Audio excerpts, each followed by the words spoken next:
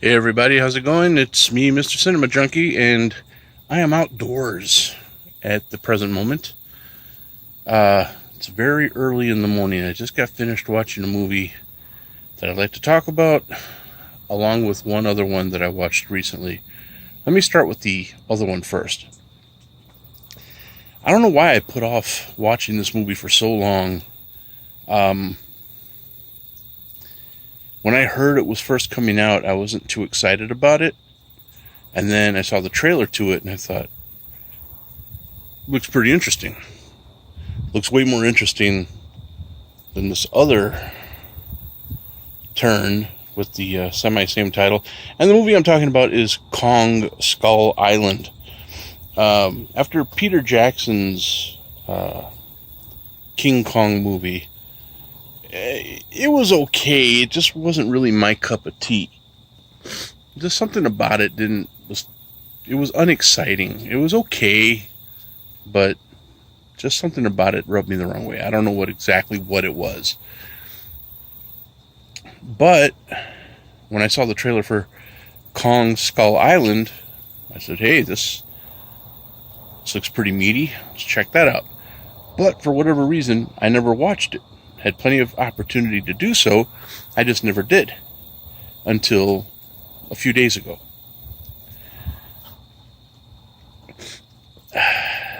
Basically, it starts off with a couple of pilots during World War II, Japanese and an American. And what the heck is that noise?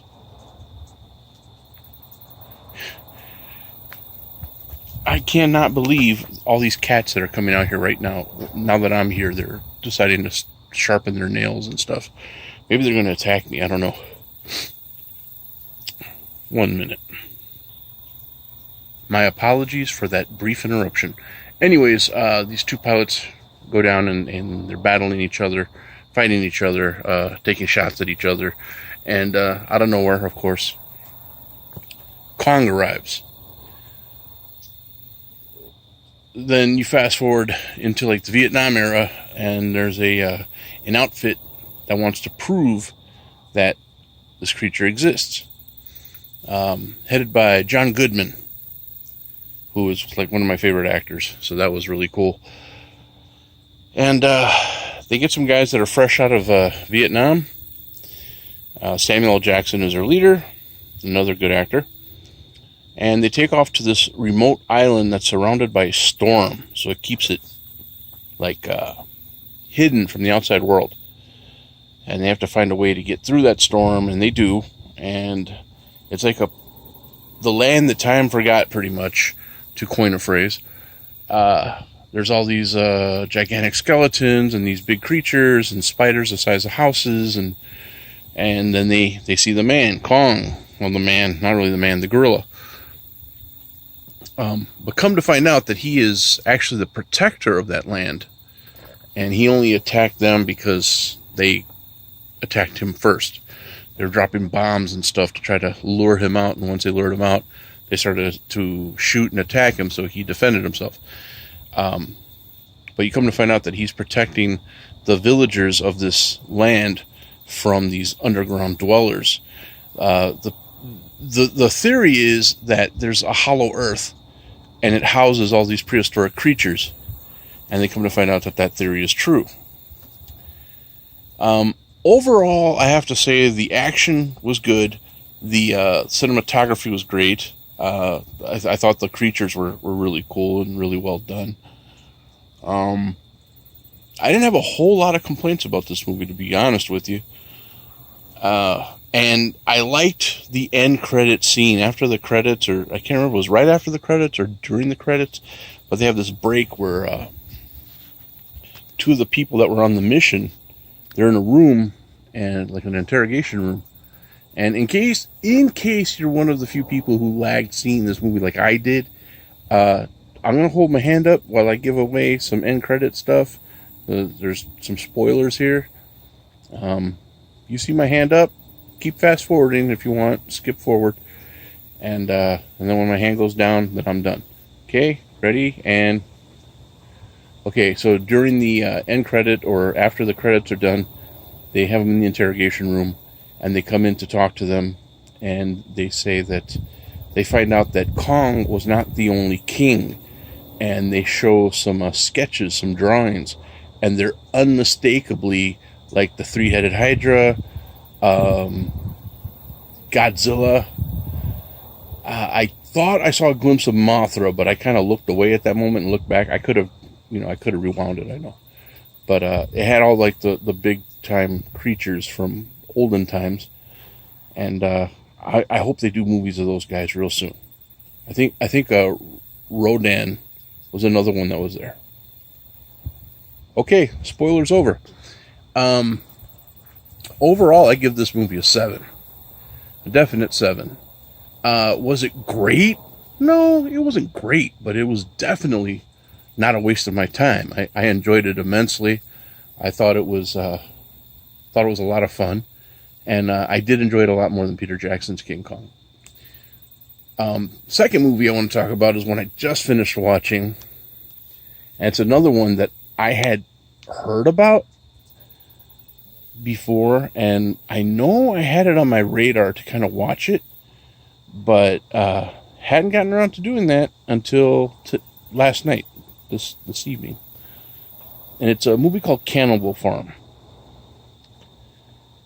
I really held some high hopes for this movie. I'm not going to lie. I'm like, okay, I see what they're doing here. I can tell from the cover what they're trying to do here. Not the first time someone's gone that route. But right off the bat, I got to tell you, it's a very loose but very blatant Texas Chainsaw Massacre ripoff.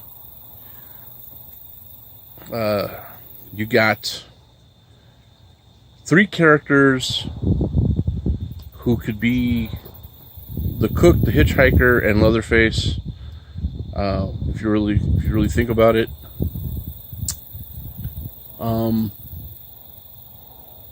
the family is comprised of these 2 brothers. These 2 brothers, their sister who brings her boyfriend on a camping trip, their mother who is completely clueless to everything, and their stepdad who's a real dick. And the older brother and the girl's boyfriend both talk like the Scarlet Pimpernel. They have these very heavy, pompous accents, and man, like I said, I really held out for this movie. I really had some hopes for it. But did you ever see the movie Freddy Got Fingered? At some point during the end of the movie, there's a guy holding a sign that's like, when is this effing movie going to end? That's how I felt. Because every time I thought it was going to wrap up, they brought in some other angle, some other characters, some other plot twists, and it's like, God, stop already. Just end it already. A lot of stuff they did in there was so unnecessary, but it was necessary for the story. I understand that it was necessary for the plot, but it just showed me how convoluted the whole story was. I mean, there's a scene where the son, who is supposed to be like the Leatherface character type killer, wears someone else's face and carries around a chainsaw,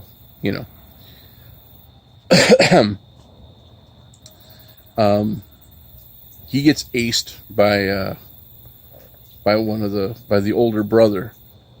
But for some reason, the older brother, instead of keeping the weapon that he used to do it and killing the next guy that comes through the door, he ditches the weapon, drags the kid's body to the bed, and then hides underneath the bed.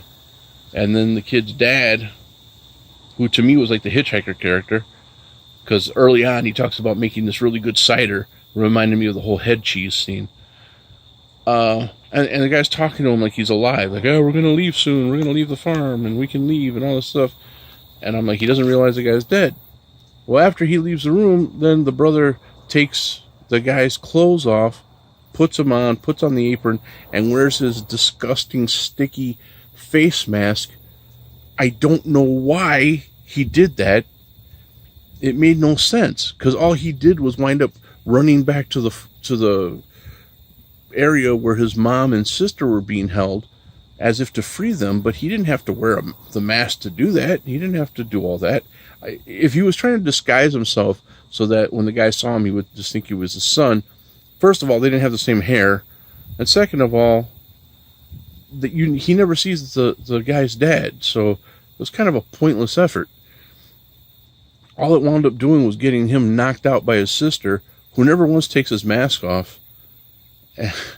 Then she sticks him in an oven, and he's in there for a good long while. And then out of the blue later on, he's like knocking on the glass, asking his mom to let him out, even though she's in a cage.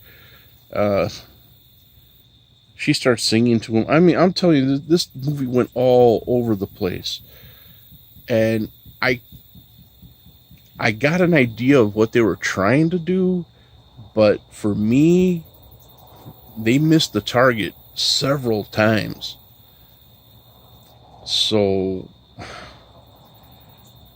I can't in good consciousness recommend this movie. I know it's something I'll never watch again. I'll never own it. I wouldn't even buy it as a gift unless the person I was buying it for I knew really liked sappy rip-off flicks. But I'm a generous person. I'm a generous cinema junkie, and I don't want to hate on this movie. I know it was somebody's effort, somebody's, brainchild, and I don't want to crap all over it. But in all fairness, the highest I could possibly go on this movie is a 4. And that's just giving it like an extra point for some of the backstory and some of maybe the effects, possibly. But it was just so long-winded, man. It was like holding your breath and trying to I can't even describe what the feeling was watching these scenes. I mean, you're in the middle of a crisis and you want to start reminiscing about when you first met the guy you were going to marry, and what a sweetheart he was to you, and how you had wine in a certain villa one day, and that's the beauty that you remember, even though this guy is clearly like responsible for you being there. And how long were you married to this cat before he dragged you off into the farm? I mean, it just made no sense. It really made no sense to me. But even with all that, I could easily give it a 2 and sleep well at night. But I'm feeling rather generous, so I'm giving it a 4. Still not enough for me to recommend seeing it. Not even at the $1.75 rental price. In fact, I got it tonight.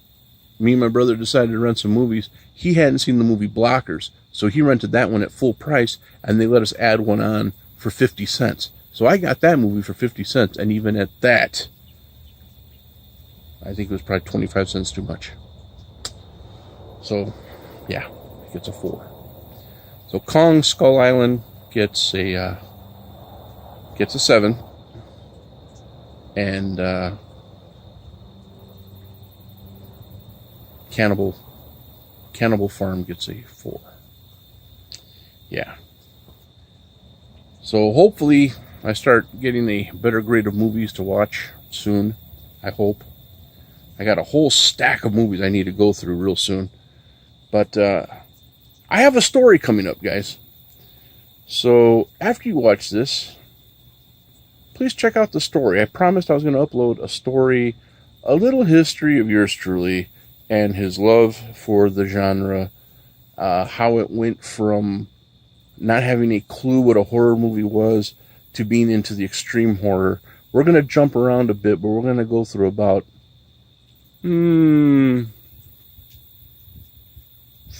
44 years worth of movie watching in about, I'm going to try and keep it under 30 minutes.